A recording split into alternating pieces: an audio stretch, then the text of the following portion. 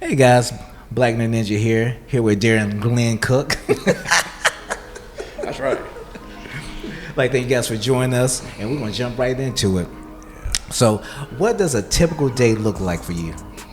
Walk me through it. I don't know what you can say on here, Right. but usually involves not getting clothes on and running through the woods. I don't know. No, that fits. That legit fits. My lovely wife still has to work, so I get up and I make coffee, get things going for her, and I get ready, and I just whatever.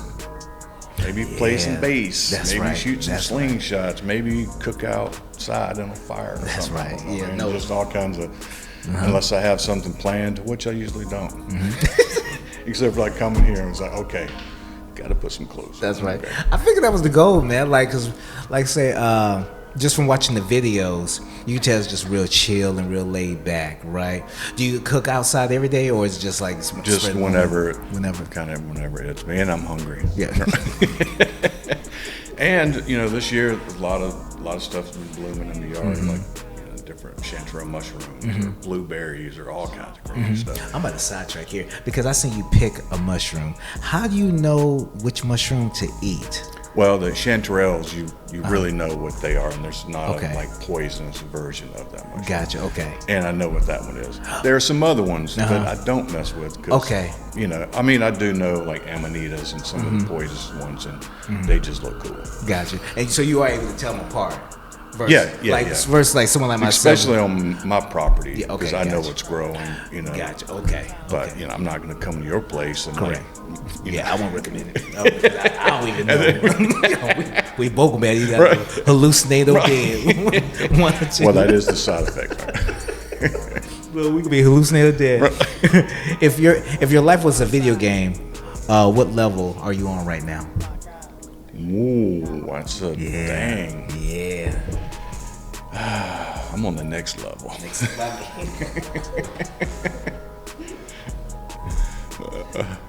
I was in the Frogger for a while, and I jumped out, and I'm on the next level, whatever that is. So, How you enjoying this level? it's good. Good. Yeah. It is really amazing to be in this part of my life because I've worked my whole life. I mean, I still don't work, but I don't have to go to that job. Yeah. Which was fun.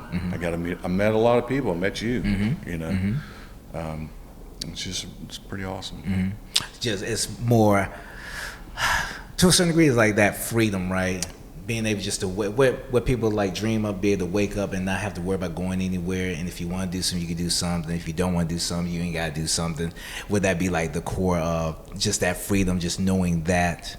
Yeah, because like get up and go to work all day, and you come home and you're like, man, I wish I could have, played this or done that, and now I can, but I try to keep a schedule or a little bit of a schedule, like write things down, like, hey man, hook this up, or check on these tunes, or play your ukulele for an hour or something, write some songs, or that kind of thing. Just to provide yourself just a little structure, right? Because sometimes we still need like a little roadmap of the day. Because even like when I take off, sometimes I'll still have like a little roadmap, like, hey, I want to do this, knock this out, and still leave like the freedom of, well, I'm just gonna wing it the rest of the day, but have like a little structure in place. But that's just I think that's mainly my personality. I think it's good to have some kind of something, make sure I bow my upright bass for an hour or something, and then go run through the woods. Go to town, and which is 5 miles. And, get an ice cream. I don't know. I'm in the same boat. Head to town, and then see if neighbors, need any help. My neighbor will call me crazy time, like, hey man, help me, and I'm like, yes. Yeah. I'll just walk through the woods. That's right. And that's also really cool to be available during whatever time of the day to help people, and that's been really enjoyable. Like, man, I didn't have to take off work to do this, man. I can just go and, Yeah, you put no PTO in or nothing. That's right. But it is weird. It's still strange. Man, so what's been a habit you built that's been a game changer? I mean, really just being retired. I mean, that freed up all kinds of possibilities for me, that's all I got for that one. I don't know. That's just being retired is a game changer, you know. And I just wish everybody was. Right. Because now I'm home by myself. well, we still getting up going to work. Right. You like, you go hang up? Nah, I can't Hey, go hang you want up, to go man. eat lunch? Oh, man. Man, I can't go eat lunch. You I eat lunch at 12 o'clock. You're like, well, I want to go now. Yeah. No, that's good, though, man. Just overall, because bigger picture, just being, like, once again, being able to have to get your time back like that, right? Because I think, like, I enjoy working, right? So I think for me, it's part of just my personality. So I think I would do something, even though I retire, I would still probably do something like this. But just being able to have having that freedom in the back of your mind there, say, you know what? I still can say, you know, I don't want to do this right now. I can just lay in the bed all day, or I can just chill out, or just, like in our case, I can sit on top of the hill, man, and just let the breeze just blow through, right? Or sunbathe. I don't know, man. I don't know. So it's something. It's key to something to having, like, just to have that freedom, and I think a lot of people are looking for that, especially like right now, looking for that freedom, especially when, like, right now they're making like lose-lose situations when it comes to the work environment. So just having that freedom, no, that's good. That's real good. But it is different because when you're 20 and 30 and you're thinking about, man, I could be home, I could be doing all this stuff, and now when you're my age, it's like it's completely different mindset. You're in a different place in your whole life, you know. So it is a little different. Like, man, I've actually done all that stuff now. I don't know about when they say free time. I don't really consider free time free time, but it is really weird being at this age and not having to go do a job. And creativity just explodes because it's like, man, like I think about videos and things, music and stuff all the time, and so I always keep a tape recorder or a pad or something by me so I can always. I've done that since I was a kid. You know, I got to write that down, man. That's gonna save the world. Then you look at it like, eat more Pintos. I don't know, man. You're like, I don't know what. I mean, it's gonna save somebody's world. It was epic, but now it's not. Like I said, checking out the videos and seeing the different locations. I seen one today where you were sitting in the creek, and I think you were just hanging out. Like you were just hanging out, chilling, just sitting in the creek. And then another video. I haven't seen two. Have you made any videos like the throwing? When I think the first few videos I've first seen of yours, you were throwing, like knife throwing, stuff like that. You still do those type of videos, or is it more just like the slingshot stuff now? I mean, it's everything. Okay. Not so much knife throwing anymore. I mean, I really love axe throwing or hatchets. That's really my jam. That's what I like. I like something real heavy. But to be fair, I had 4 targets in the front yard that have now disintegrated because they're wood. So now I got spears, and I go in the back. Like, let's go chunk a spear. I don't know. But it just depends how I feel. You know, sometimes I take my hatchet and spear and slingshots and head to the back of the woods, and I've got a really cool portable record player, and I just take some records and listen to them at the creek. You know, I'm like, who gets to do that, man? And then cook up some stuff.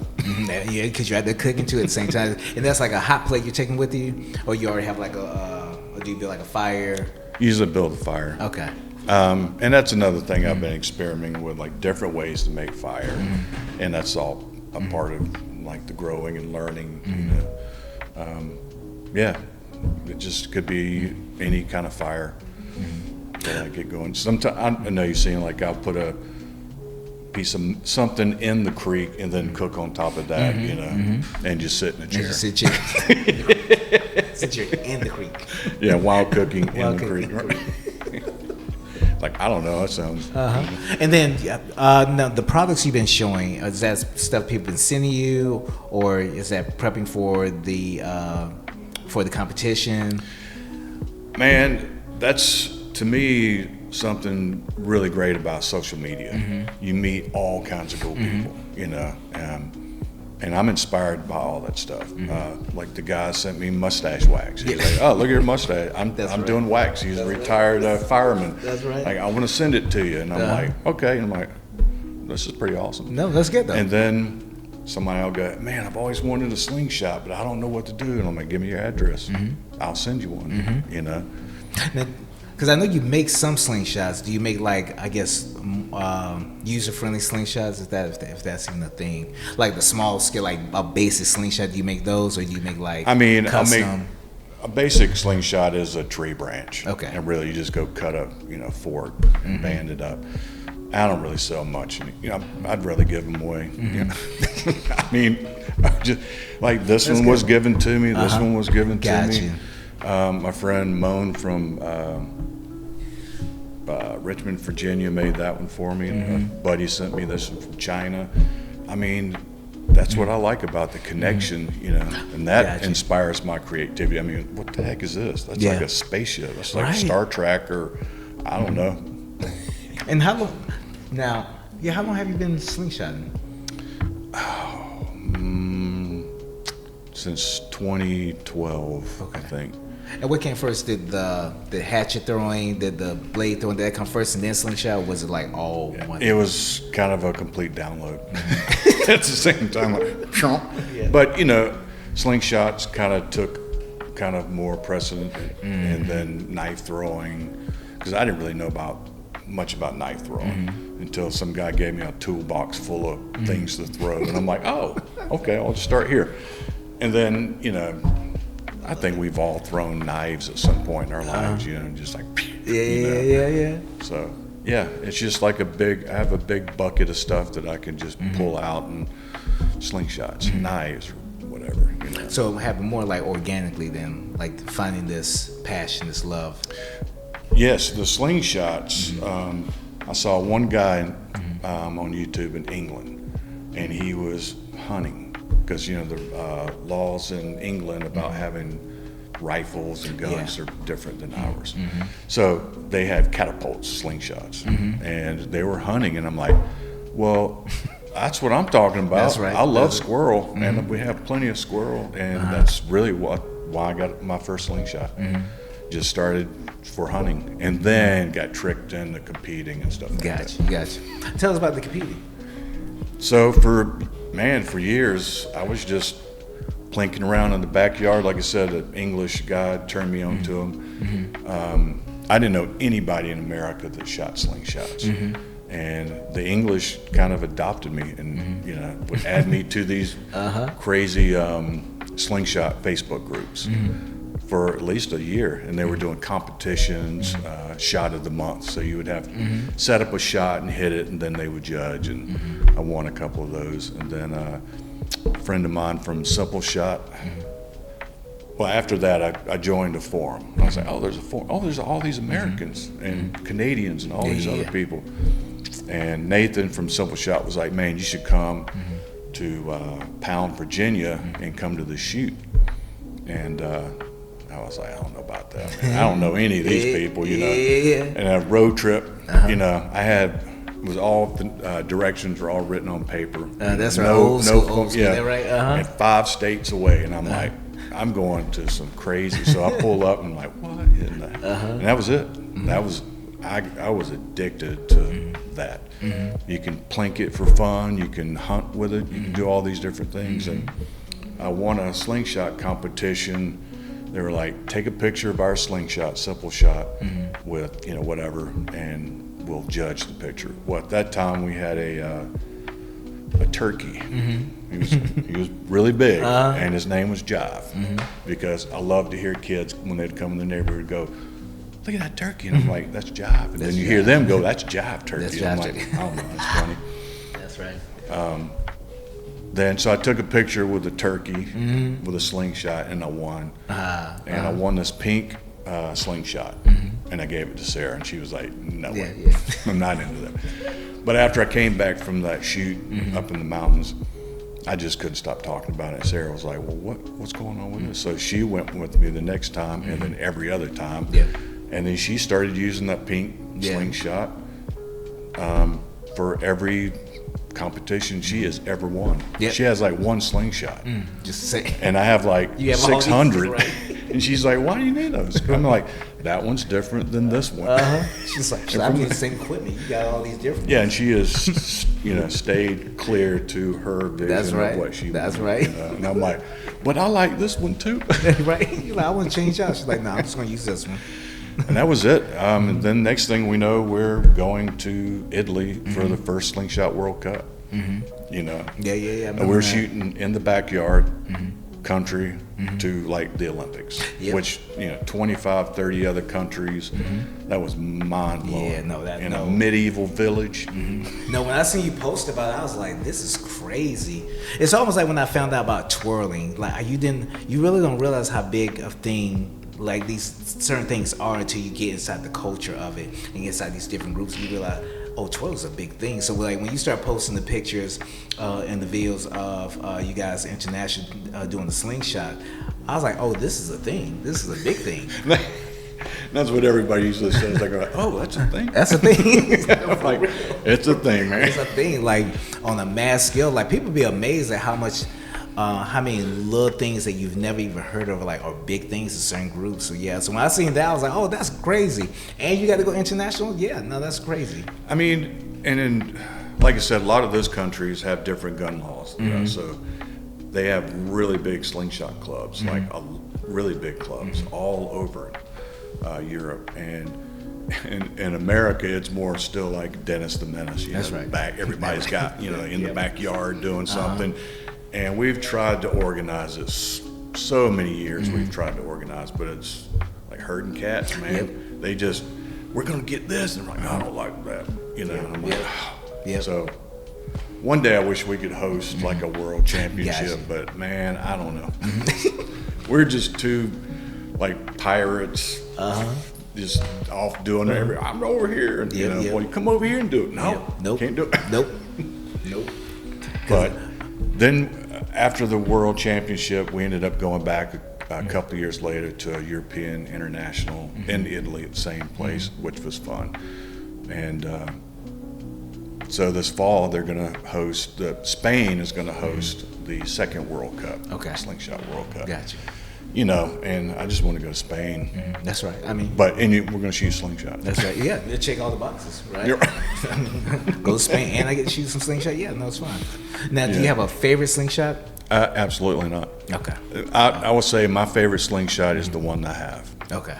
But I've carried this one with me forever. Just these tubes. I mean, I've traveled with slingshots, and sometimes folks say they've gotten theirs confiscated, but.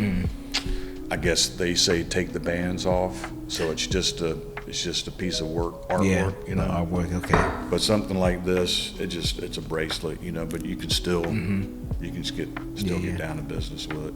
Yeah. So you don't even know you got a weapon on your arm. Yeah. And on my hat too, says bottle on the. Oh yeah. I'm prepared, man. Very prepared. Very prepared. No, that's crazy. And the fact, so that's happening this fall. The next in Spain, and it's called the World Cup. Yeah, Slingshot World Cup. Now, do you have to be invited to it, or can anyone just, like, far as I guess to compete, do you have to be invited, or can?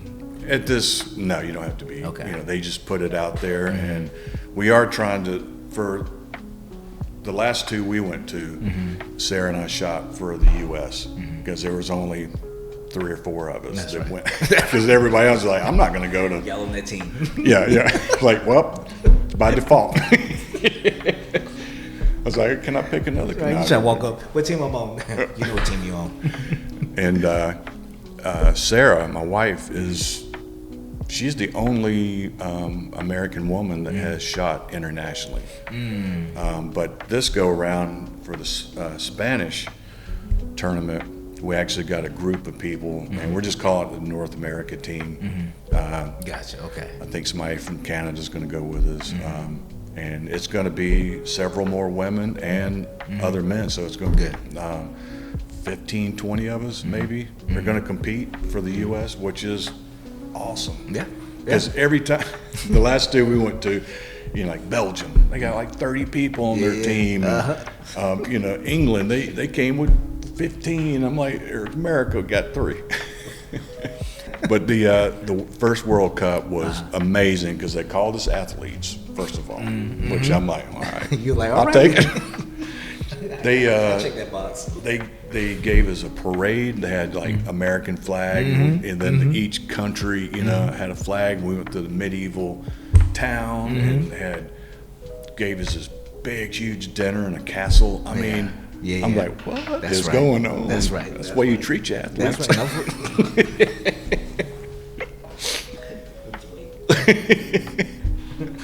And come back home and be like, what? I got to make my own sandwich? Right. You ain't want to be back in the house, man. We back here now. We back here. What I come back here for? So that's just, what does success actually means to you? Not from an Instagram, not from a YouTube perspective, just what does success look like to Derek Glenn Cook? To actually get the video out. Like, because, I think about things. Not that anybody wants to see that. It's like, I want to do this, and I did it. That's success. Yep. If nobody watches, that's not. It's just like I put it out there, and that's what I do. And that, to me, is successful.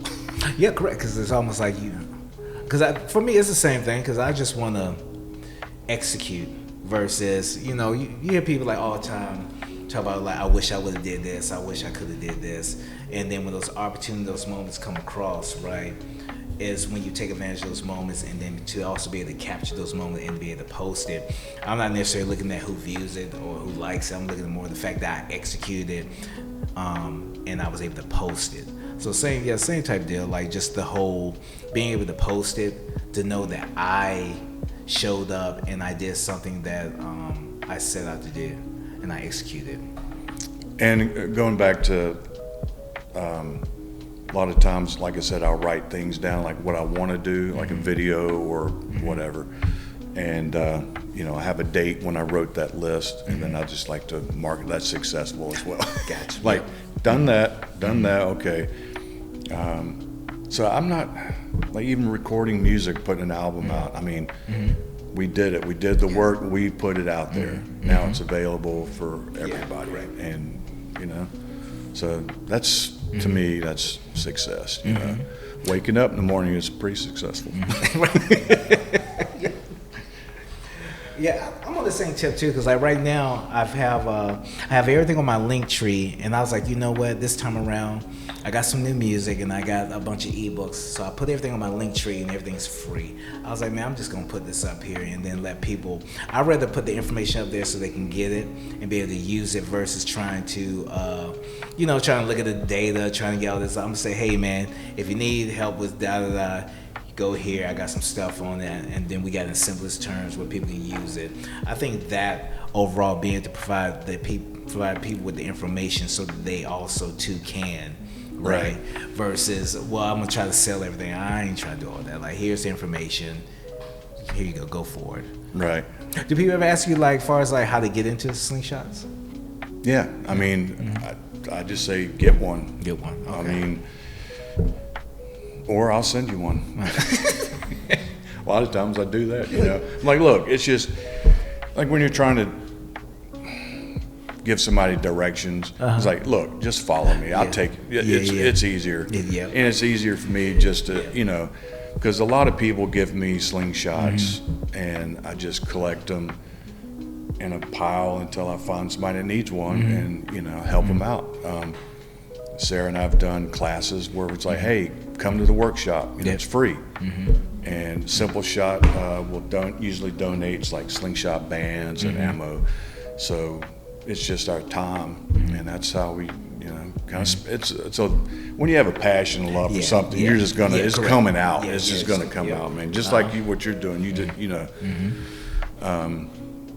Yeah, I mean, it's just do it. That's it. Just do it. But it can be overwhelming. Like going back to knife throwing, I didn't know what knife to get. Man, you use like all these cheap ones or ones like $400. Like, well, I'm not paying $400. Right. And then like I said, the guy gave me a toolbox full of sharp things. And I'm like, oh, okay. Just you got to break down. Sometimes your brain gets in the way. Like, what am I gonna do? So, and you can buy some crappy stuff now. Amazon is just, you can get anything you want on Amazon, and a lot of that stuff can get you hurt, you know. So just, you know, ask people that you know that are into whatever you're into, and let them help you. That's right. And that's what I did. It didn't cost me to get into slingshots. The people I, you know, reached out to were like, hey, I'll tell you everything you need to know. And that's us. We've got all this information that we've gathered all these years, and let me tell you, you know, don't do that. Do these scars, you know. But go ahead, because you know. What's the slingshot like safety protocol? Like, far as like, if I'm in a class, new beginner, like, what's the like safety protocol? Far as like safety glasses. Okay, that's really the main thing. Safety glasses. What about aiming? Aiming? Yeah, they actually hit your target. Yeah, I mean, that's another thing. You know, like I'm just going to show you a few things. Like the hammer grip. Some folks will use that, but the thing is, in slingshots, everything has to be straight. You know, you can't be like, if you're hammer gripping, you're going to have a tendency to turn your fork side. You know. And some people would want to put their thumb, and I'm like, no, don't do that. That's where your ammo's go. Gotcha. Okay. So don't do that. But just helping folks like learn how to hold the slingshot, like you do a pinch grip, and majority of the people shoot gangster. That's right. Sideways. That's right. Because you can see the way the bands when you're shooting gangster, and it's a lot like archery. So you're going to pull to your anchor point, just like you're shooting an arrow. And so this is what I mean. Everything, and you line your bands up on your tip when the lines become one, and whatever your dominant is too. So find out, you know, do you hold it in the left hand? Because some folks are like, hey, just grab it and shoot it, and like, well, I'm right-handed or I'm left-handed, and find out what hand works and what grip, but just everything has to be straight. Gotcha. You know, that's why a lot of times I'll start people out with clay ammo, because steel ammo, if you fork hit, you're gonna tear your slingshot up. But with clay ammo, it's gonna just hit it and break apart, and it's gonna dust it, and then you're gonna be able to see I'm hitting, you know, here or here. You know, so just, you know, just a little bit of little knowledge about that will save you lots and lots of hurt. How long does it take, like, for someone like to get like comfortable and to get like a little decent? Not very long at all. I mean, I've given some folks slingshots and gave them some instruction, and they just started hitting. We've done classes at the Georgia Bushcraft gatherings, and some of those guys and gals would come up, never shot a slingshot, couldn't hit side of a barn, start hitting a quarter at, you know, 30 feet. Yeah, you're 30 feet. You know, I mean, so everybody, some people just have it in them. You know, it's like a natural, you know, natural thing. See, I feel like I'll shoot my eye out. I don't know. That's why you got safety glasses. You know. You like, that's exactly why we got them. So you want to tell the people your YouTube page, all your contact information? Leave them with that. Yeah, it's I have a YouTube channel, and it's all the same: Cookscatapults and Miscellaneous Debris. So it's Cookscatapults because Cook Slingshots just didn't sound. Yeah. And then Miscellaneous Debris just means anything other than slingshots. Marketing gets us every time. And Instagram's the same, Cookscatapults. And you know. Okay, that just clicked. That lid, it's like that lid just clicked, because I see you be liking the stuff. I was like, okay, but I just didn't put it together to like now, like, same person. Yeah. I'm hidden out there, man. Well, no, we're gonna close it out right there. Derek Glenn Cook. I want to make sure I say the whole name right here. BlackNerdNinja. BlackNerdNinja. Thank y'all.